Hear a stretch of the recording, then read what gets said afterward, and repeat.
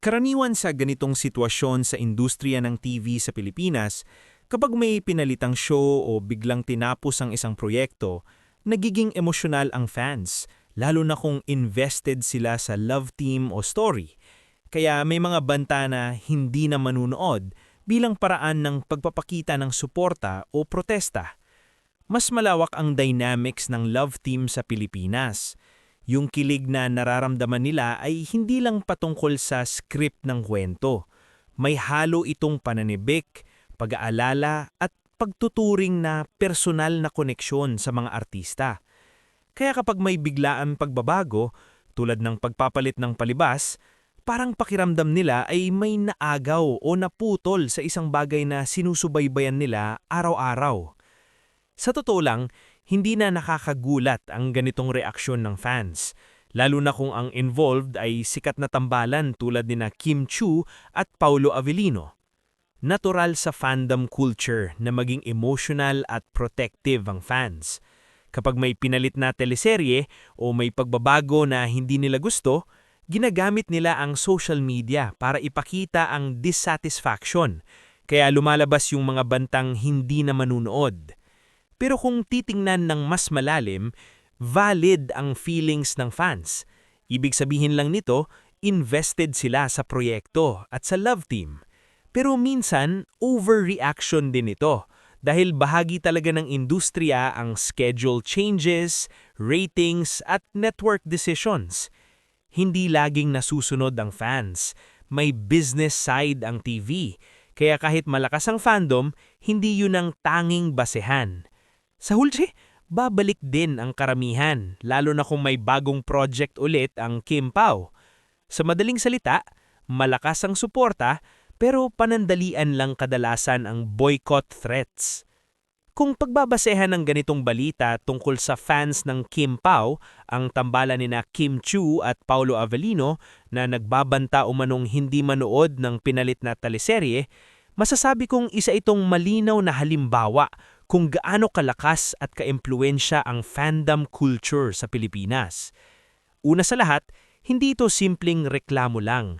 Kapag umabot sa punto na may boycott, ibig sabihin talagang emotionally invested ang fans. Hindi lang sa kwento, kundi sa mismong tambalan. Sa Pilipinas, iba ang dynamics ng love teams kumpara sa ibang bansa. Hindi ito tungkol sa acting. May halo itong kilig, loyalty at sense of ownership ng fans. Kaya kapag may biglaang kababago, tulad ng pagpapalit ng teleserye, parang pakiamdam nila ay may naagaw o naputol sa isang bagay na sinusubaybayan nila araw-araw.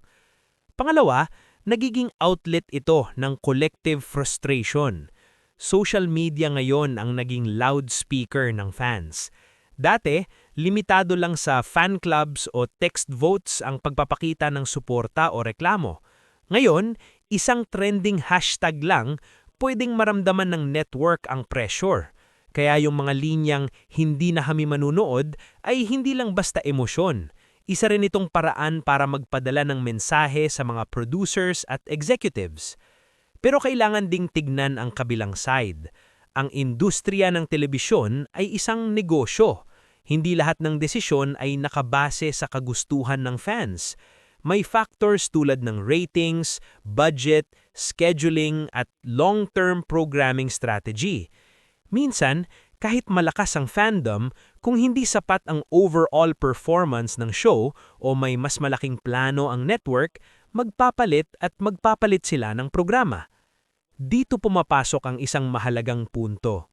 Hindi laging nasusunod ang fans. May business side ang telebisyon, kaya kahit malakas ang fandom, hindi yun ang tanging basehan. Sa huli, babalik din ng karamihan, lalo na kung may bagong project ulit ang Kim Pao. Sa madaling salita, malakas ang suporta pero panandalian lang kadalasan ang boycott threats. Kung pagbabasehan ng ganitong balita tungkol sa fans ng Kim Pao, ang tambalan ni Kim Chiu at Paulo Avellino na nagbabanta umanong hindi manood ng pinalit na teleserye, masasabi kong isa itong malinaw na halimbawa kung gaano kalakas at kaimpluwensya ang fandom culture sa Pilipinas. Una sa lahat, hindi ito simpleng reklamo lang. Kapag umabot sa punto na may boycott, ibig sabihin talagang emotionally invested ang fans. Hindi lang sa kwento, kundi sa mismong tambalan. Sa Pilipinas, iba ang dynamics ng love teams kumpara sa ibang bansa. Hindi ito tungkol sa acting. May halo itong kilig, loyalty at sense of ownership ng fans. Kaya kapag may biglaang pagbabago, tulad ng pagpapalit ng teleserye, parang pakiamdam nila ay may naagaw o naputol sa isang bagay na sinusubaybayan nila araw-araw. Pangalawa, nagiging outlet ito ng collective frustration. Social media ngayon ang naging loudspeaker ng fans. Dati, limitado lang sa fan clubs o text votes ang pagpapakita ng suporta o reklamo. Ngayon, isang trending hashtag lang pwedeng maramdaman ng network ang pressure. Kaya yung mga linyang hindi na kami manunood ay hindi lang basta emosyon. Isa rin itong paraan para magpadala ng mensahe sa mga producers at executives. Pero kailangan ding tignan ang kabilang side. Ang industriya ng telebisyon ay isang negosyo. Hindi lahat ng desisyon ay nakabase sa kagustuhan ng fans. May factors tulad ng ratings, budget, scheduling at long-term programming strategy. Minsan, kahit malakas ang fandom, kung hindi sapat ang overall performance ng show o may mas malaking plano ang network, magpapalit sila ng programa. Dito pumapasok ang isang mahalagang punto. Hindi laging nasusunod ang fans. May business side ang telebisyon, kaya kahit malakas ang fandom, hindi yun ang tanging basehan. Sa huli, babalik din ang karamihan, lalo na kung may bagong project ulit ang Kim Pao. Sa madaling salita, malakas ang suporta pero panandalian lang kadalasan ang boycott threats.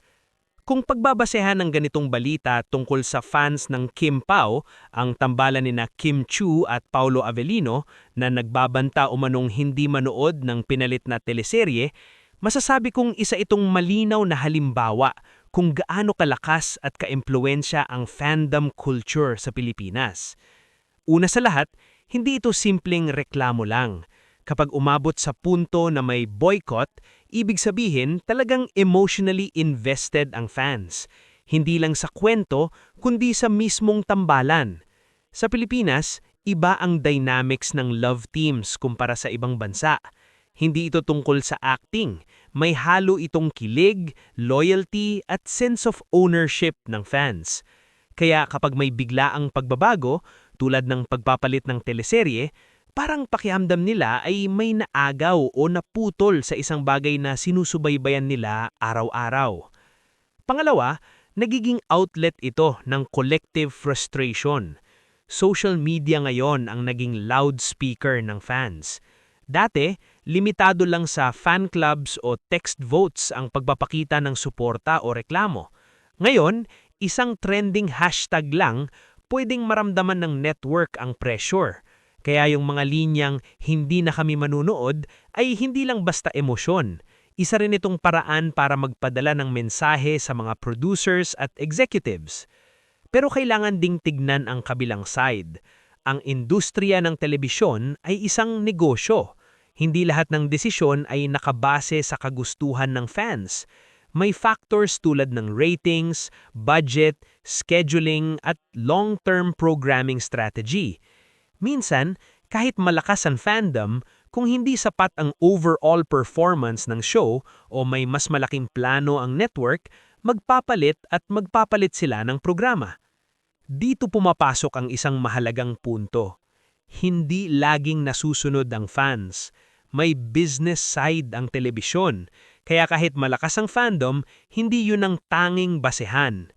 Sa huli, babalik din ang karamihan, lalo na kung may bagong project ulit ang Kim Pao. Sa madaling salita, malakas ang suporta pero panandalian lang kadalasan ang boycott threats.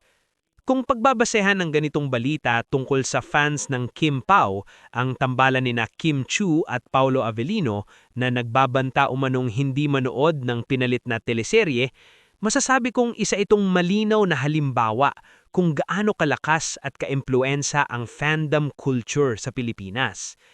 Una sa lahat, hindi ito simpleng reklamo lang. Kapag umabot sa punto na may boycott, ibig sabihin talagang emotionally invested ang fans. Hindi lang sa kwento, kundi sa mismong tambalan. Sa Pilipinas, iba ang dynamics ng love teams kumpara sa ibang bansa. Hindi ito tungkol sa acting. May halo itong kilig, loyalty at sense of ownership ng fans. Kaya kapag may biglaang pagbabago, tulad ng pagpapalit ng teleserye, parang pakiamdam nila ay may naagaw o naputol sa isang bagay na sinusubaybayan nila araw-araw. Pangalawa, nagiging outlet ito ng collective frustration. Social media ngayon ang naging loudspeaker ng fans. Dati, limitado lang sa fan clubs o text votes ang pagpapakita ng suporta o reklamo. Ngayon, isang trending hashtag lang, Yung Kim Pao solid talaga, parang nagbabanta sila na iboboykot daw ang serye ni na Richard at saka Gerald Anderson. Dahil nga yung time slot nga napunta na kina Gerald saka Richard, yung 8 p.m., di ba? Tapos sila ng 8:45. Although nag-explain si Kim na dati ng plano yan. Oo, na alam na nila yan na parang inano lang sila kasi nga nagka-problema sa serye ni Coco. Pinag-usapan natin kahapon yan, di ba? So yung mga iba talagang mga solid Kim Pao, ano pa rin talagang Medyo nagkaramdam. nasasaktan pa sila Oo, eh. yung parang Affected sila. oo, parang bakit gano'n ang nangyayari. So, ano masabi nyo dyan, mga friendship? Tapos sabi ni Prince Caleb, basahin nga natin ha. Hanapin ko muna yung yung sinabi niya. Anyways, well, again, katulad ng sabi ko kahapon, wala rin naman talagang control ang artista sa time slot. It's management's prerogative. So itong sabi niya naman ni Tapet Rocky Prince Caleb. Sabi niya okay lang kahit anong time slot nila ilagay ang Daalibay. Basta full support kami sa Kim Pao. Dapat kalampagin ang Kim Pao Landia si Coco para bumalik na. Ay gusto nila pabalikin na si Coco. Yan. Okay lang naman kung si Coco ang babawi ng time slot noon kasi sa kanya talaga yon. Yon ang sinasabi ng iba. Yes. Parang nagpapahinga pa sa Spain ngayon. Rest Pero sila kung ngayon. siyempre yung kung nandun yung serye ng ng Blood versus Duty, kailang tapusin mo na yun bago ipasok yung kay Coco, di ba? Kasi yung kay Coco naman, maganda na naman yan ng years. Oo, di ba? Oo. Siya, di ba naging big deal talaga kay Kim Chiu yung pagkakakuha nila sa first time slot na yun. Yes. Naiyak pa nga siya, Oo. di ba?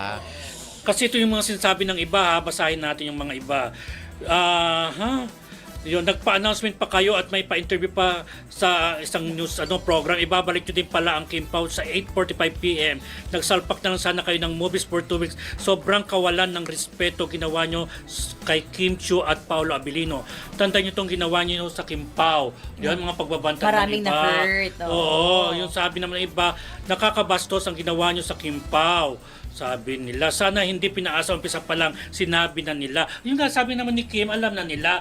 Pero siyempre yung mga fans, hindi naman natin alam na ganun talaga yung usapan na talagang Usually kasi mga fans talaga ang nasasaktan para sa kanilang mga Yes. na-idol. Affected kasi talaga. True. Pero sa ikaka-asenso para kumita ang istasyon, huwag natin i-boycott. di ba? True. At saka ipapalabas pa rin naman. Oo. At kung solid ka talaga, anytime slot yan ang abangan. Papasya. Oo, Tsaka totoo. kasi Kim Chiu and Paolo, di ba, ang gagaling na artista at for sure maganda yung storya. Oo, kasi mga nakapanood talagang gustong-gusto rin naman. Oo. And again, whatever it is, mga PBB products pa rin ito mga nandito. Oo, totoo, di ba? Diba? At saka kasi, pag artista ka, kung anong gusto ng management, yun talaga nasusunod. Kasi kung sa tingin nila, kasi minsan feeling ko nakaka-apekto rin yung pinalabas na ng yung buong episode, na yung buong serye, although may mga ibang eksena raw na hindi naman napapanood doon sa sa platform dati, inapanood na yon hanggang ending. So yung Ang galing. interest minsan napupunta sa bagong serye na hindi pa napapanood, di ba? True. Totoo rin Oo. naman. May epekto May yun sa point. palagay ko. Yes. Tsaka for sure, may planning yan from the network itself. Sa kanila na lang ang rason. Oo. Mag-aabang na lang tayo ng resulta. Pero naintindihan natin yung damdamin ng Kim Pao Yes. Landia. Yes. Very Pero valid naman yung nararamdaman nila. pero intindihin din natin yung negosyo at saka Negosyo. yung desisyon ng management. Yun True. siguro. Yeah. Tama ba? Huwag kayong magagalit ha. Baka magdamdam na may mga Kim Pao Landia. I love you, Kim Pao. Oo, may mga friends akong Kim Pao. Oo. Kasi nagpunta sila ng Dubai, na-meet namin sila. Ayan. Siyempre, solid fan to ng Paolo. Yes. Ate ko number Yan. 1 supporter ni Kim. Oo. Ayan. Tsaka sinabi ni Paolo Avellino, Kim Chiu ng Dubai. Ayan, tayo. Yan na. Siya nga pala si Kim. In Sure. that,